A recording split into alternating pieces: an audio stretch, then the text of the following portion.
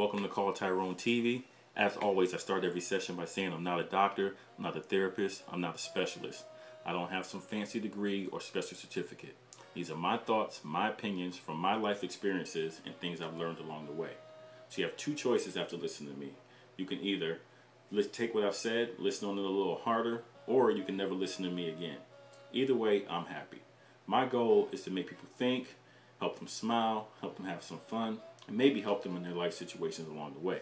So again, welcome to Call Tyrone TV. Welcome to my mind. So I want to kind of continue on a part 3 on one of my previous topics on family foundations. Kind of talking about, some hints and some tips that help really set a foundation in your family and kind of help make your family stronger and healthy. So in continuing in how we deal with our children, one of the things we tend to make a mistake of as parents is arguing in front of our children. It's okay for them to understand that people have disagreements and people are not going to always see eye to eye, but they need to see a healthy way, a healthy way to handle that.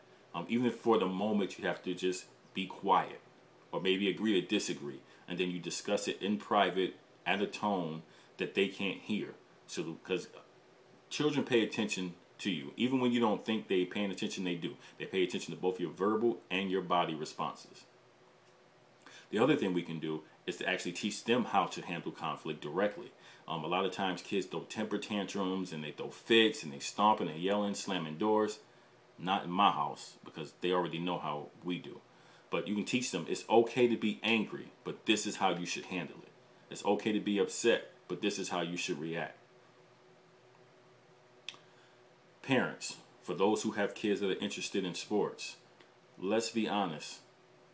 The odds of many of our children going to the NBA, the NFL, the NHL, being on MTV or BET, those numbers are crazy.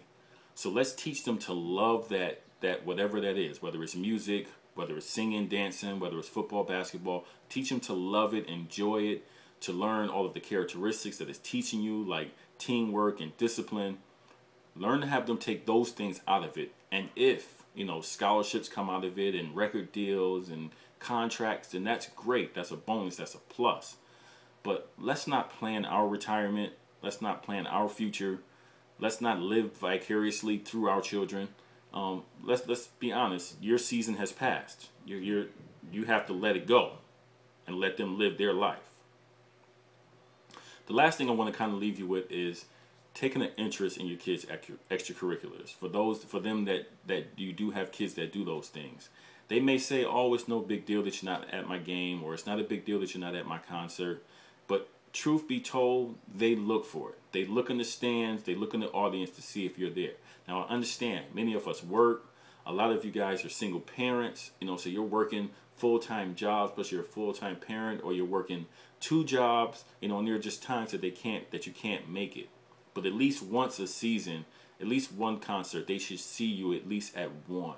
It lets them know that you care. And then when you can't make those events, make sure when they walk in the door, when you pick them up, you ask them how it goes and you give them your undivided attention.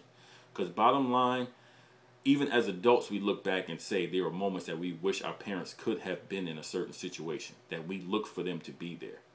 Even if they were there at 90% of the stuff, you still would have wanted them there at the 10. But then if they can't be, you understand. And we need to let our kids know that we care beyond our own schedule. And then last thing now is teach your children the importance of family. That how you have to have those bonds. And yes, as families, we are not going to always agree. We have fallouts with our parents, we have fallout with our siblings, but bottom line, you're family, and you should be able to come and move past those fallouts. So again, thank you for watching Call Tyrone TV. Thank you for your time. I really appreciate it.